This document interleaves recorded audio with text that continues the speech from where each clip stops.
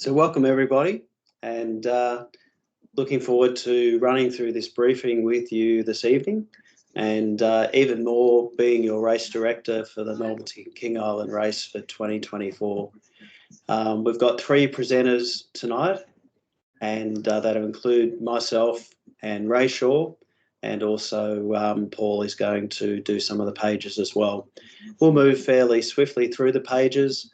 We won't cover everything in great detail. We'll just hit the high points. But of course, put your questions in the chat and we can pick them up at the end of the presentation. We'll move pretty swiftly into the weather briefing. We'll talk about the trackers because they're quite critical. It's good to know where you are. It helps us a lot during the race, and it also makes everyone aware who are watching the race and not participating directly where the boats are using blue water tracks. There's key information we'll run through as well. There's a lot of rich information on the final reminders page, which of course you would know now because that led you to the skipper's briefing tonight. And we'll just cover a few key items there and we'll cover the questions. And before we do proceed, I'd just like to acknowledge and thank all the ORCV, the King Island Boat Club volunteers, office staff, and all other volunteers as well who will be supporting us and have been supporting us. It takes many weeks leading up to a race to get to where we are today and through the next few days and the race start, and then of course to the end and the presentation as well. So we thank those people very much. What I'm going to do now is I'm going to hand over to Ray Shaw and he'll cover the weather. Thanks, David. Okay, so not a very long race, so I'm not going to go into great detail about this. The weather situation is fairly stable. So let's start off with the isobaric prognostic chart, which is for 2 o'clock on Saturday morning. What you see is over the Tasman, a very broad high pressure system. It's actually been slowly moving there for the balance of this week. It's very slow, and it's slowing down this low pressure system to the west. And so if you actually look at the isobaric charts beyond this time, what actually happens is that low pressure system is actually going down below to the south, below the high pressure system. So for the most part, the race is going to be driven by this high pressure system. Although the boats towards the back end of the fleet are going to see the effect of this low pressure system as it approaches late Saturday night. So we're going to see pretty much a northeasterly flow, 10-20 knots, 2 meter seas, and as I said, the boats at the back end of the fleet will see some of the effect of that low pressure as it approaches late on Saturday night. Okay, moving ahead to the start. Looks a pretty easy start. Easterly, northeasterly winds, 5-10 knots at 3 in the morning, and I just so that should be very easy run out the heads. A nice port tack, reach, or maybe downwind. Just keep an eye on the exclusion zone in the heads. David will talk more about this later, and of course the pilot boarding area.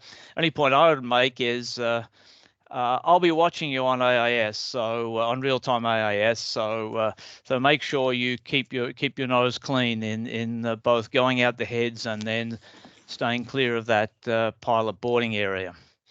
Okay, moving along. So if you look at, this is windy, the access model. This is 3 in the afternoon, middle of the race.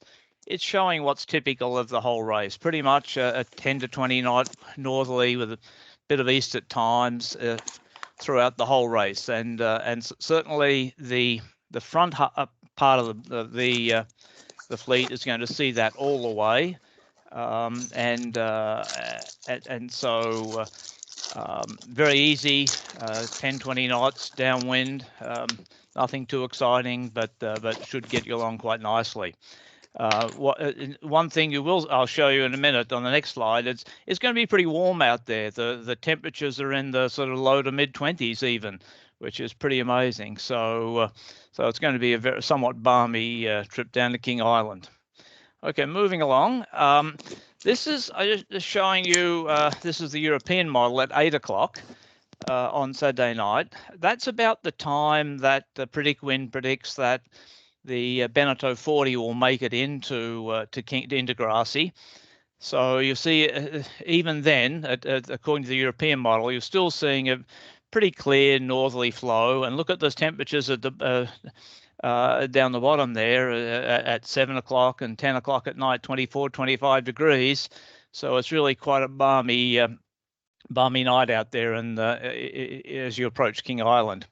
If you look at the next slide, shows the access model, and this is where the models differ a bit. You see that it's the same time, 8 o'clock, that you're seeing the access model is predicting the influence of that approaching low pressure system. So you're starting to get some low pressure, or westerly flow rather. So I think the fast boats will have a very easy ride, northerlies all the way. The back end of the fleet will have to keep an eye on the wind clocking round to the west as that low pressure system approaches. So that's the only tricky part of the race. Other than that, I think it's a very straightforward race for the majority of the time. Okay, this is the predict wind routing. You see, here we go. It actually predicts that they're not that different. The paths are pretty constant. I think that the predict wind is saying the GFS model is first, but I've shown the boat with the European model. And if you look at the next slide, it shows actually, let's move across. So if you look at the European model, it's showing that the Beneteau 40 gets in about 8 o'clock at night. And that's probably pretty indicative. There's some, you see some predicting later, some earlier, but I think 8 o'clock at night for the Beneteau. So that means the spread of the handicaps within the fleet is about plus or minus 15%. So it's an 18-hour race. So the fast front of the fleet's going to get there maybe 2 or 3 hours ahead of that, 5, 6 o'clock, and the slower boat, the back end of the fleet, will get there probably around midnight. So it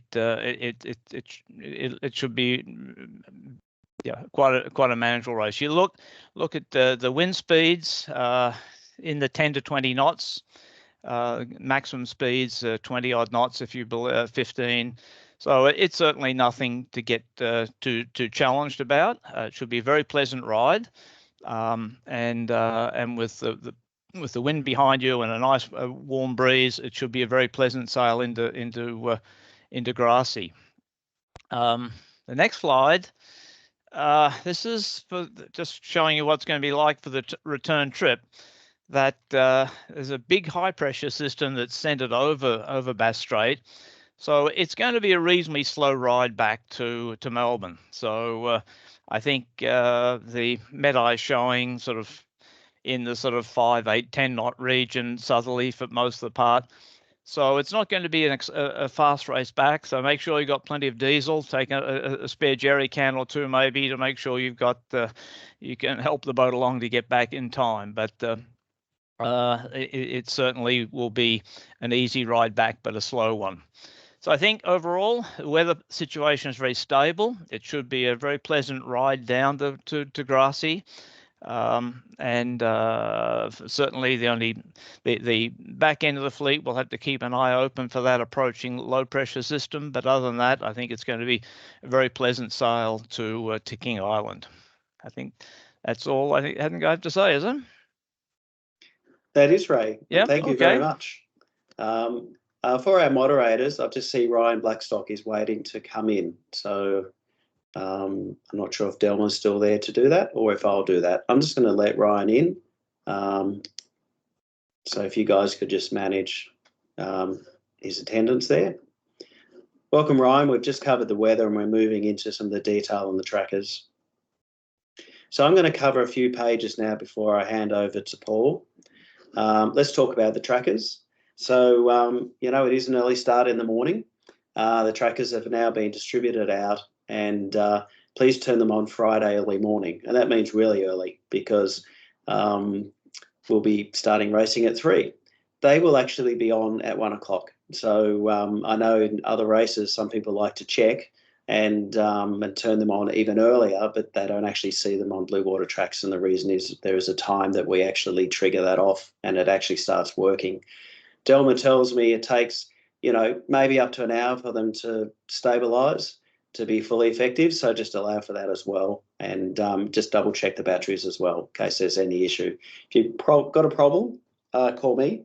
We're a bit stuck maybe with dealing with problems on the run sometimes, but we do manage to solve them as we go along. So again, just call me if you have any issues there. Take your time to, actually, good pickup. Saturday morning. Please don't go Friday morning.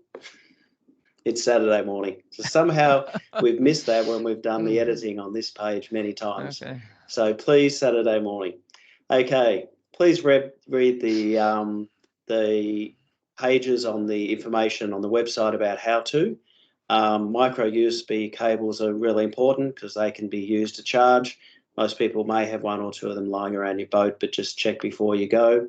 And just a key reminder from the ORCV office, we do have a fairly short time frame for returning the trackers. Two reasons. There's another race coming up, and the other one is we get locked out of the office because of the Grand Prix. So we actually have to re-home our people for about a week or so, and it's going to make it really difficult to return them. So please aim to have them back by March 12. There is SMS capability on the trackers. Most people don't use that, but if you're interested, have a look. I know we have spoken to people recently who have had a look and realised that it's an extra feature, and some people may have Garmin devices themselves and know how to use them. There shouldn't be any excuse for being not able to report your position. We really do need to know where you are. And of course, just a reminder that if you have right at the start an issue, they've also got the race director phone here. So this is for Ray, and Ray's doing the race start early in the morning. I'll be down in King Island with Catherine. And while you can call me if it's something that's very close to race start around that time, you've got VHF 82 and you've got the phone number there. So please note that down. David, if I could just, it's sure, important. Ray, yep. So important to be monitoring 82 for that as you're required, because it's much easier to call you and chat and sort out these problems if you're listening. Otherwise, we've got to chase you around by phone, and it can be, the radio is by far easier. Yep. Okay. And good. just a clarification on that previous screen, the trackers will start to track on Friday as you're heading to the start line. So whether you go early in the morning, midday, late afternoon, you should find that your tracker is going to be tracking all day Friday. Okay, oh, so good. that Friday That's 1 helpful. a.m. meant. Yep. Thanks for clarifying that, Delma. Delma, I've got Steve Reddish also in the waiting room as well. Just FYI. Okay, thank you. So who is the race management team? You've got me here, and we've got able assistance from Catherine and Ray. Ray's also helping with weather, as you're experiencing right now. We've got Dr. Tony Walton on standby, and he's working with us and the incident management team on anything that that pops up that needs to be attended to there. Delma is ably assisting with media and at destination. We've got Paul Roberts, and we've got Jeff Sloan, but I don't think we've got Jeff Sloan, have we? Paul? No, just myself. So that shouldn't be there. The incident management team, we've got Sally Williams taking the lead. We've got Rosie Callahan helping with Nigel. And given that we're providing some development and experience for some new members through our IMT, we've got Don Fraser on hand as mentor, which is fantastic. And of course, we've had Matt Grieve and Annabelle O'Connor, which all of you will have had probably some extensive interactions with over the past weeks, getting us to this point. Okay, presentation, really important. Mark in your diary, Sunday 10th of March at 10 at the King Island Boat Club. As you can see there, there's some yummy and some good-looking prizes on the table that are waiting for you. Please stay to support. I've been told a coffee van is going to be there as well this year, which is great. And a note during the presentation and the prize giving, just 1 crayfish per winning yacht is the approach we're going to take. Share your experience. Every race we talk about this. We do have the WhatsApp group and there is a prize. And we have lots of media releases, and there'll be interactions between your contribution and the social media pages that we'll be publishing during the race. So please contribute. I know there's a lot of enthusiasm in this space, so please continue to do so. And given the fantastic weather, I imagine there's going to be some amazing shots that could be shared, just like we have for the last 2 big races to Devonport and Hobart. If yoga is your thing, well, if anyone recalls some of the media from the last race, strike your pose and take a picture. Okay, so just some arrival notes. There'll be some detail from Paul that's coming up in relation to actually arriving at the finishing line. But just so you know, we have a list of people who are intending to stay. Matt Grieve was following up and confirming those today. I could see in some of the email traffic. And if that intention isn't clear, just make sure you let me or the office know tomorrow while they're still open. The instructions for the tender driver, note it's channel 72, so we'd just like to emphasise that. From a mooring, D3 in your sailing instructions has got good information there. Please have a look. What life jackets are mandatory, obviously, for wearing to shore. There are often police monitoring, as I believe, and there's a bunch of this and other stuff in the final reminders, just as another prompt there.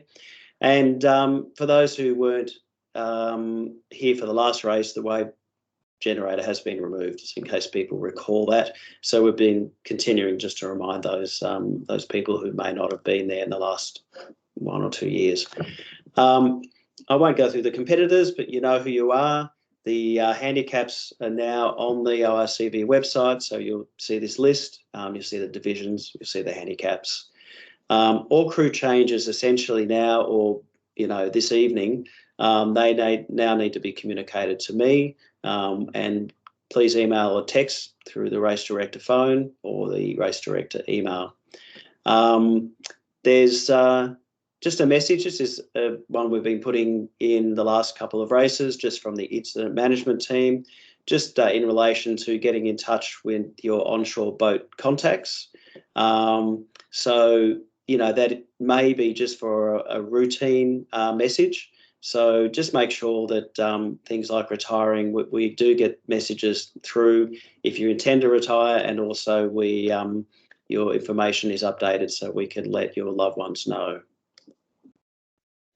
I'm not going to go into Appendix A, but there is a lot of comprehensive information there in relation to sign-on, access, and knowing of the race director phone, monitoring VHF 16, etc. So please have a look through that and make sure on this page and the particularly the race documentation, you're well versed with what we have there.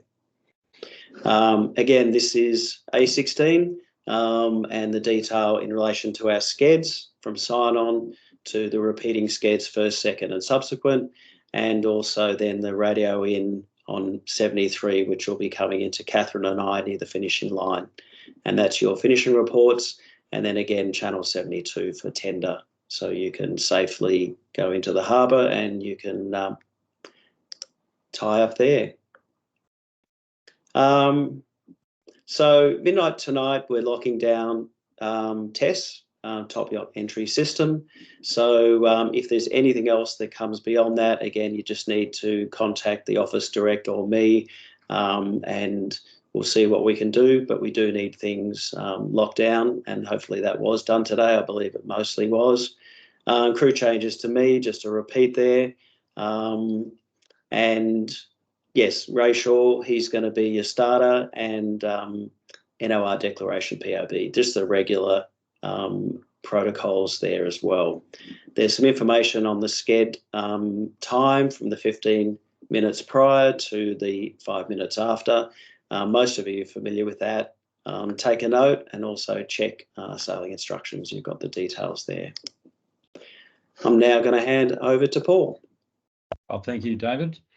The start line's your typical start off Draper's Reef. For the boats that haven't started with us before, there'll be a committee boat, which will be the Queenscliff Coast Guard, will come out with a flashing light, and the start sequence will be a 5-minute flare, which will be a white flare, and then the start will be a green flare. And so you'll obviously see them come out. They'll typically come out about, maybe about 20 minutes before the start line. They come out of Queenscliff and they'll set up opposite Draper's Reef, which is approximately about 300 metre long line. And as far as starting concerned, we'll be monitoring, Ray Shaw will be monitoring the start line for boats that are over on AIS, so he'll be monitoring so any premature starters will be caught out and communicated. Take to the next slide, thanks. Yep. So the heads exit, so we've got the normal exclusion zone. That pink is not a rounding mark, that was left over from the West Coaster race, so ignore that pink mark. You do not round that mark. So it's just this straight exclusion zone. Again, as Ray Shaw mentioned, we will be monitoring all the boats on AIS for any boats that go into that exclusion zone. So please stay away from it. There shouldn't be any issues given the weather forecast. There'll pretty much be no tacking, so you'll be pretty much running or reaching along the other side of the exclusion zone. Okay, just a reminder there for the returning boats into the rip on the western side, the Fort West ISO flashing beacon, it's worth remembering to be well in the white sector of that beacon on Four Fingers West. And just a reminder, just go back, you need to take a photo of your track. Once you've exited the heads, please take a photo of your chart plotter of your track, just as evidence, just in case there was any protest or anyone accused. There may be a protest for someone going in the exclusion zone, so please take a photo of your chart plotter of your track. Next one. So this one here is the relatively new pilot boarding ground exclusion zone, which has been forced upon us by Victorian ports. So again, you might need to jibe or whatever to get around this exclusion zone. Again, please take a copy of your track just in case someone protested you for going through it. Take the next slide, thanks. So this is the finish line off Grassy, and if you have, we've slightly changed this finish line to make it easier for the race directors that are on land to sight the boats coming across the finish line. So if you've had this in your chart plotter from the last year's race, it's moved a few hundred metres north on new coordinates. So don't use your old finishing line, whether you've got an expedition or notes or whatever. Please be aware that we've got new coordinates for this finishing line. How'd you do that? I rejoined. Do you want to go to the next slide? Thanks, David. Sure. Sorry, just muting someone coming in. I think we just had Peter come in. That's all right. Okay. Last one for you, Paul. Okay, so last one. If you've never been into Grassy, a little bit daunting. After the finish line, you've got to make this sort of U-turn, and there are a few obstructions around here. There's an elephant rock there that you need to be aware of on your chart. So please study this chart prior to the race, and if need be, put a little chart route on it, because there's not a huge amount of room to get around here, and with all the flashing lights and everything that's going on with boats finishing, you need to be careful as you enter the harbour. And when you get to the harbour, again, we mentioned there's a different VHF channel for the King Island Boat Club, and they'll be motoring around on their boats. There's typically 2 of them, and they will radio. If they don't see you, radio them up as you finish, and they will help you through to the moorings. And typically, they will, depending on the size of the boat, they'll put the larger boats on a mooring, and the smaller boats will typically be rafted up to the larger boats. Next Okay, slide, Paul. thanks. Yep. Thank you very much. That's the Okay. last one for you. And the final reminders has this graphic in there, just to remind everybody. So I'll be wrapping up in the last few slides, and then we'll have an opportunity then to look at if there's any questions that are outstanding. I know a few may have been asked that we may have addressed already. So first of all, we can all make a difference. We have seen positive change. We're not perfect all the time, but definitely with better communications about our environment and looking after that. These considerations, we've seen real evidence of this in the club, and we've seen real evidence from, I'm just going to put my image back, we've seen real evidence from you guys. So please look at the options available to you here. Make the shift and do the environment a favour. It's a green island where we're going. Please sort and take things home. Just be very mindful of the environment that you're in. You may want to go back. You may want to fly in and play golf. You may want to go to one of the lovely retreats and do nothing for 3 days. So please keep it as it is. And heading homes, please let us know if anything changes, particularly if who is on board or who isn't, or anyone else. Just keep the lines of channel, communications open with us. Keep an eye out for each other. This isn't a long race. It's a short way back as well. So just help us in that regard, knowing and being aware of where everybody is.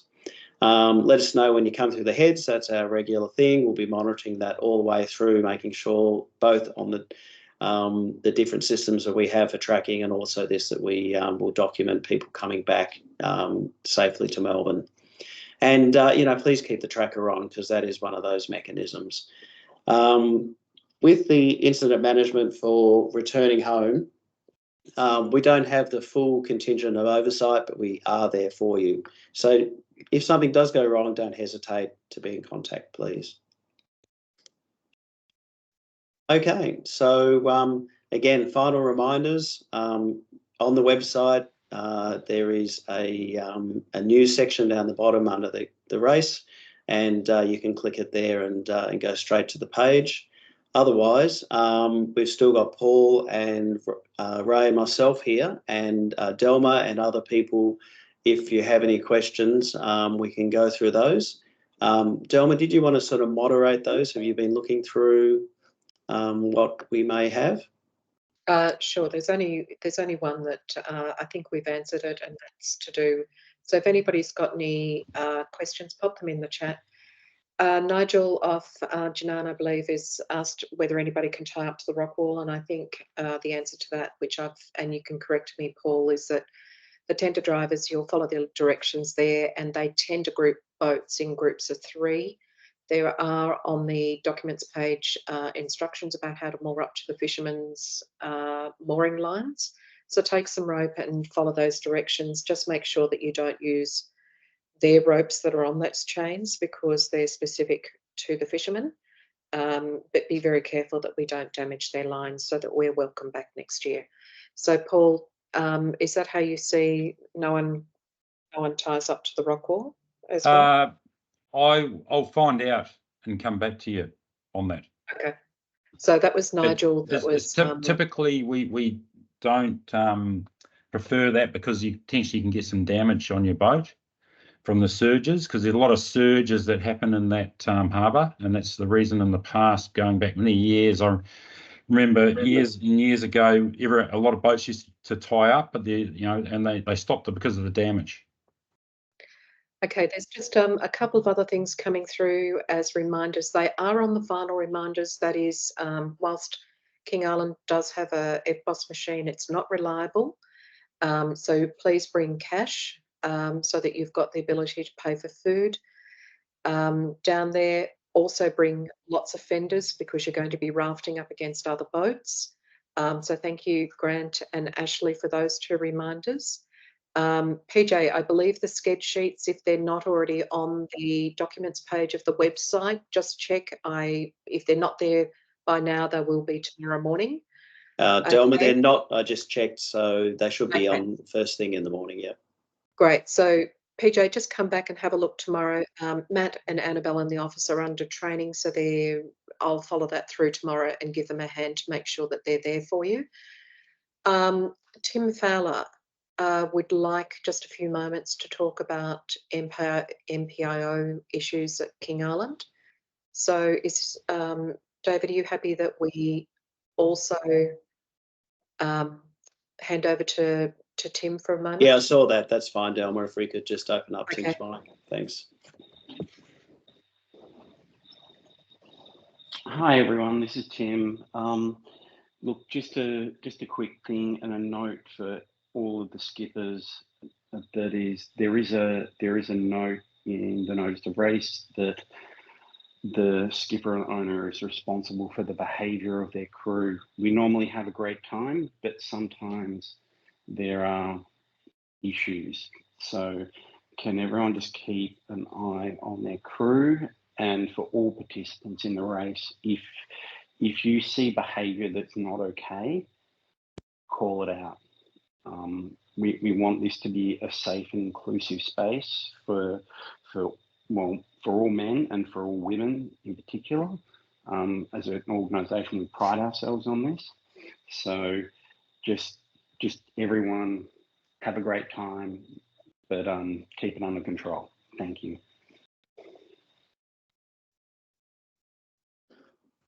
Thanks, Tim. Just one for you, Paul. I don't know whether you've discussed with King Island whether there's a taxi service that people can use to get back to the airport, those that need to fly out. I'll find out. I'm not 100% sure on the taxi service, but I'll find out tomorrow and send some communications out about that. I've got Chrissy Hamilton. I've got your details here, so we will come to you direct if that's okay, or I'll put it on the final reminders. Okay. The other thing too, Delma, is that Catherine and I will have a +1. There'll be 3 of us, so we can.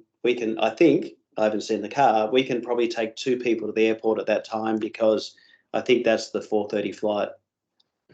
Fantastic. So someone's asked what the MPIO stands for. That's the Member Protection Officer of our club. So that's what Tim Fowler's role is with the club. Now, another thing that's here from Rosie Callahan, she's just reminded everyone to be very careful of the hazards of the grassy entrance. We've already talked about this a little bit, but it's just a special reminder about Frog Rock, Elephant Shoals on the east side of King Island. So stay well clear. Okay, are there any other questions? There's lots here about cash and cards. Guys, put cash in your pockets. Cash is king in King Island. It's reliable, just in case the EFTPOS machines don't work. They do have an EFTPOS, but it's not always reliable. Okay, any other questions?